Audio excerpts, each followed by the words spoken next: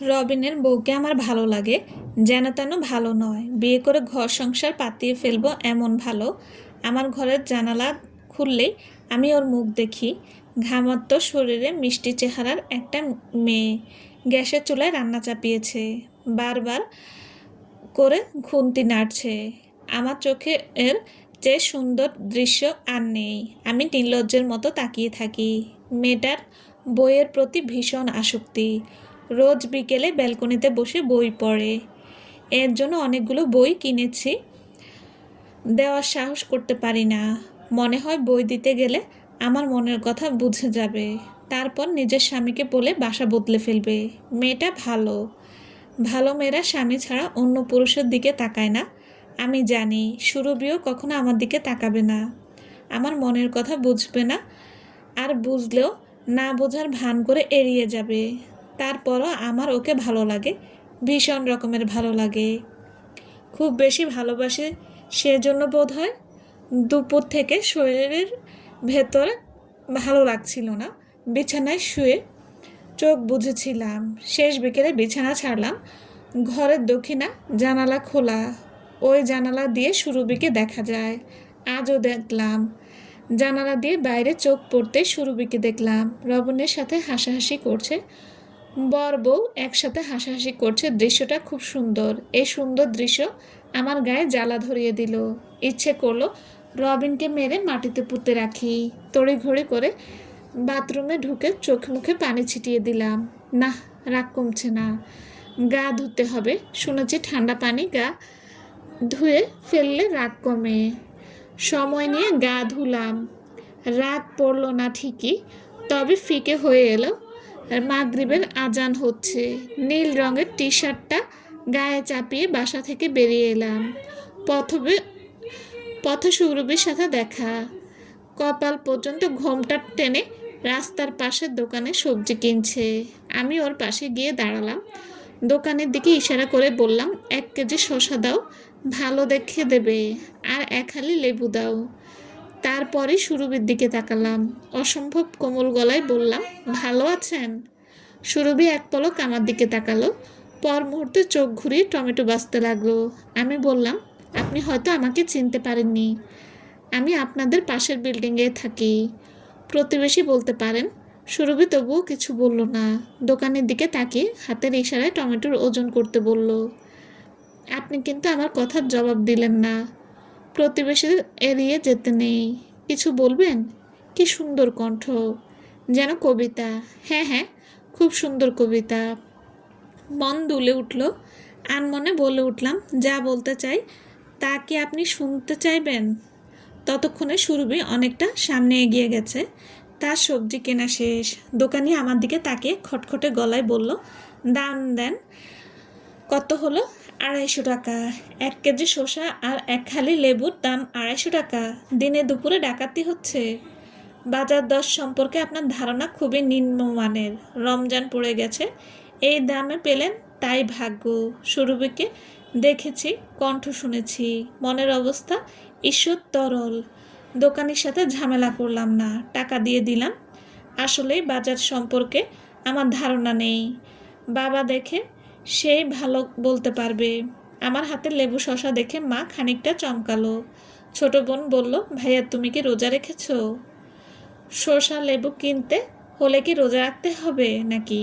মা পাশেই ছিল, কেমন ছলছল চোখে তাকিয়ে ভেজা গলায় বলল, নিতু, বাজে কথা না বলে নিজের কাজে যা। নিতু চলে গেল। আমিও ঘরের ভেতরে ঢুকে গেলাম। বাড়ির বাকি 3 সদস্যের সাথে আমার সম্পর্ক ভালো না। তারা নিজেদের ভীষণ ধার্মিক মনে করে। আমি অধার্মিক পাপী মানুষ। কাজেই আমার সাথে তাদের আহ্লাদের মহব্বত নেই। ঘরে ঢুকে জানালার পাশে একটা চেয়ার পাতিয়ে সুরভির ব্যালকনির দিকে তাকিয়ে রইলাম। যদি এক পলক দেখা মেলে। সেদিন রাতে সুরভির দেখা মিলল না। ঘরের ভেতরে বরটা সাথে কি এমন করছে ভেবে ভেবে আমার মেজাজ বিগড়ে যেতে লাগলো। একটার পর একটা সিগারেট ফুঁকতে ফুঁকতে রাতটা পার করে দিচ্ছিলাম। শেষ রাতে দরজায় খট করে একটা শব্দ হলো। বিছানায় গিয়ে ঘুমের ভান ধরে শুয়ে পড়লাম। এত রাতে কে আমার ঘরে ঢুকেছে সে কথা জানতে হবে। ঘরে ঢুকলো মা। পা টিপে টিপে এসে আমার মাথার পাশে বসলো। কপালের চুলে হাত বুলিয়ে দিয়ে বিড়বিড়িয়ে কিছু বলল, খুব হালকা কথা, কান পর্যন্ত পৌঁছায় না। মা শুধু বসে রইলেন না, দোয়া কালাম পড়ে মাথায় ফু দিয়ে দিল। শেষ মুহূর্তে অস্পষ্ট স্বরে কেঁদে উঠল। তারপরে নিজের মুখ চেপে ধরে ঘর থেকে বেরিয়ে গেলে। বিছানায় উঠে বসলাম। মা কি প্রতি রাতে আমার ঘরে আসে, মাথায় হাত বুলিয়ে দোয়া করে যায়? পরপর 4টা রাত জেগে রইলাম। মা প্রতি রাত আসে, নিঃশব্দে কাঁদে, মাথায় হাত বুলিয়ে দেয়। ব্যাপারটা আমার ভালো লাগলো না। সরাসরি কিছু জিজ্ঞেস করতে পারলাম না। কোথায় আটকে গেলাম কে জানে। ফেসবুক স্ক্রল করে জেনেছি আজ পঞ্চম রোজা। পার্কের ভেতরে বসে পা দোলাচ্ছি। আশেপাশে একটা বাদামওয়ালা নেই। শুকনো মুখ বসে থাকতে ভালো লাগছে না। বাদাম চিবোতে ইচ্ছে করছে। কাজে একটা সিগারেট ও নেই। দোকান থেকে কিনে আনতে হবে। বসা থেকে উঠে দাঁড়ালাম। উঠে দাঁড়াতে 3টে ছেলে মেয়ে এলো। বয়স আর কত, 5-6 বছর হবে হয়তো এক একটার। 2টো ছেলে, একটা মেয়ে। মেয়েটা বলল, ভাইয়া আজকে আমাদের ইফতারি করাবে? তোরা আবার রোজা থাকিস নাকি? রোজা না থাকলে কিসের ইফতারি? যা ভাগ। গলার স্বরে ভীষণ রুক্ষতা। এ ধরনের ভিক্ষুক ছেলে মেয়ে খুব বেশি প্রশ্রয় দিতে নেই। আমি কখনো একটু আহ্লাদ দেই না, আজও দিলাম না। একটা ছেলে বলল, এমন করেন কেন ভাই? একদিন খাওয়ালে কি এমন হবে? ধান্দা করিস? এখন সব মসজিদ ইফতারি দেয়, খেতে হলে সেখানে গিয়ে খা। এমন করেন কেন? বেশি না, আমাদের 3জনকে 3টে বেগুনি কিনে দেন। খুব জোরে একটা ধমক দিলাম। একটা ছেলে পিছিয়ে গেল, একজন নড়ল না। বোধহয় ধমক খেয়ে অভ্যাস আছে। মেয়েটা একটু দূরে ছিল, এগিয়ে এসে ছেলেটার হাত ধরল। অসহায় গলায় বলল, আমি বেগুনি খাবো না ভাইয়া, চলো। আমাদের তো মা নেই, মা থাকলে ঠিক বানিয়ে দিত। আমি খাবো না, তুই চলে আয়, বেশি বললে তোকে মারবে। ছেলেটি পিছিয়ে গেল। খানিকটা যেতেই ওদের ডাকলাম। নরম গলায় বললাম, তোদের মা নেই? না নেই। কবে থেকে নেই জানি না, বয়স হওয়ার পর থেকে আর কখনো চোখে দেখিনি। চোখে দেখিসনি তাই এত আশা? মা থাকলে বানিয়ে দিত। তোমার বুঝি মা নেই? আছে। তোমার মা তোমাকে ভালোবাসে না? না বলতে গিয়েও থেমে গেলাম। অন্য সময় হলে বলে ফেলতাম, তবে আজ বললাম না। রাতের কথা মনে পড়ল। কি হলো বলো? তোমার মা তোমাকে ভালোবাসে না? চল আজকে তোদের ইফতারি করাবো। কে কি খাবি? মেয়েটা খুশিতে তালি দিয়ে উঠল। রমজানে ভাজা পড়া দোকানে বেশ ভিড়। ভিড় ঠেলে একটা চেয়ারে গিয়ে বসলাম। এসব নিম্নমানের দোকানে বেশিরভাগ সময় গান বাজে। রমজান মাস বলে ওয়াজ বাজিয়ে রেখেছে। সুরেলা গলায় কোনো এক বক্তা ওয়াজ করছে। মিহি গলায় বলছে, ভাইয়ারা আপনারা 2টি চক্ষু বন্ধ করে নিজের একটি পাপের কথা চিন্তা করেন। যে পাপকে আপনি পাপ মনে করেন না, ফ্যাশন মনে করেন, পাপকে হালাল মনে করেন। চোখ বন্ধ করতে সুরভির মুখটা ভেসে উঠল। চমকে চোখ খুললাম। বক্তার ওয়াজ চালিয়ে যাচ্ছে, মাঝে মধ্যে ফুপিয়ে ফুপিয়ে কাঁদছে।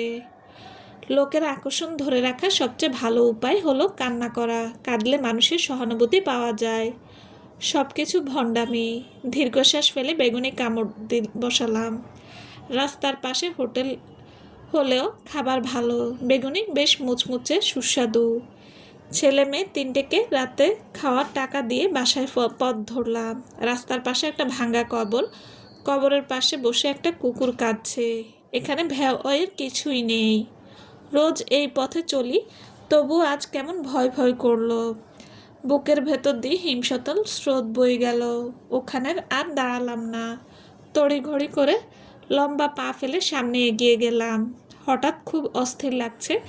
গোসল করে এসেছি, তবু শান্তি পাচ্ছি না। 2 হাতে মাথার চুল ঘামছে ধরে বিছানায় বসে পড়লাম। পরক্ষণে উঠে গিয়ে আলমারি খুলে জায়নামাজ বের করলাম। নামাজ পড়তে ইচ্ছে করছে।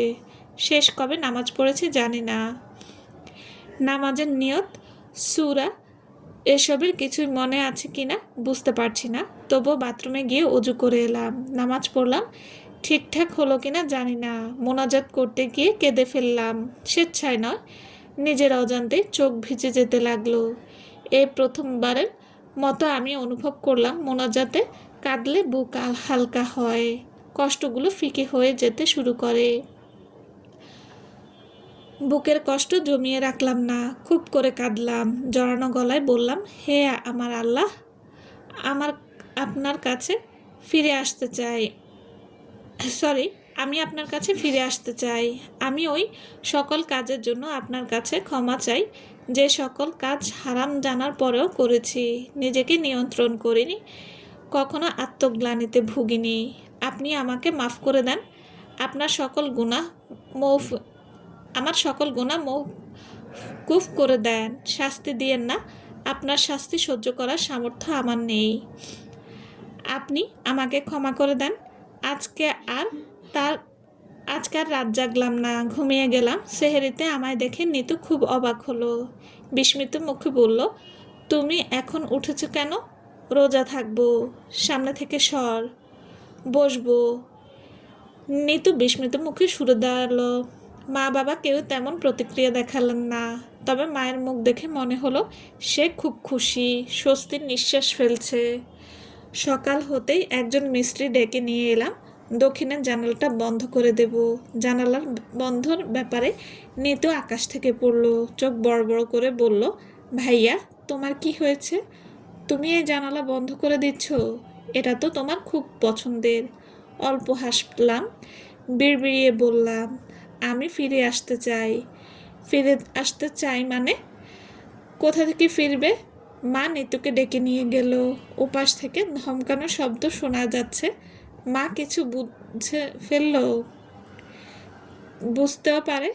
মায়েরা অনেক কিছুই বোঝে, অনেক কিছু। সমাপ্ত। আসসালামু আলাইকুম। গল্পটা যদি ভালো লেগে থাকে প্লিজ প্লিজ লাইক কমেন্ট করবেন। আর হ্যাঁ, যারা আমার চ্যানেলটি সাবস্ক্রাইব করেননি তারা সাবস্ক্রাইব করে দেবেন। পাশে থাকার জন্য ধন্যবাদ। আল্লাহ হাফেজ। সবাই ভালো থাকবেন।